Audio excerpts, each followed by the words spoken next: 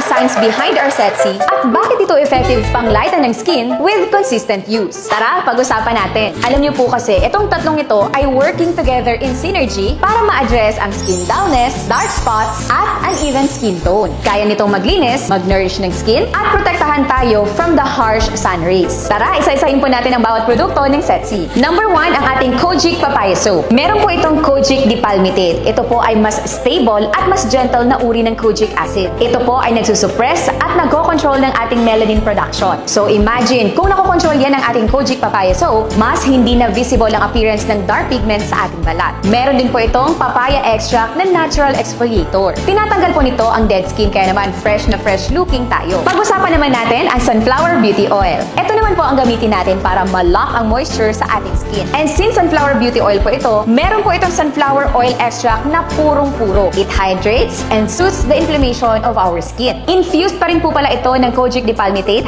na nakakalighten ng ating skin. Kaya naman, perfect po talaga sila ng Kojic Papaya Soap na in-explain ko kanina. Meron din po itong Rice Bran Oil. Ito po ay antioxidant at nakaka-even out pa ng ating skin discoloration. Mayaman din po ito sa vitamin E to support skincare repair. Yan ay para maging smooth at healthy looking ang ating mga balat. Panghuli naman ay ang ating Skin Lightening Lotion. Ang lotion na ito ay not just for softness. It is powered with skin protective and skin lightening ingredients. Meron po itong titanium dioxide na may malawak na spectrum para protektahan po tayo sa UVA and UVB ng sun. At sobrang helpful po nito para makaiwas tayo sa sunspots sa ating balat. And of course, infused pa rin po ito ng ating sunflower oil. Kaya naman, ang tatlong ito, hindi lang basta glow ang makukuha mo, kundi ang confidence na makikita mo sa sarili mo. Try mong sumali sa aming 1-month Setsi Challenge.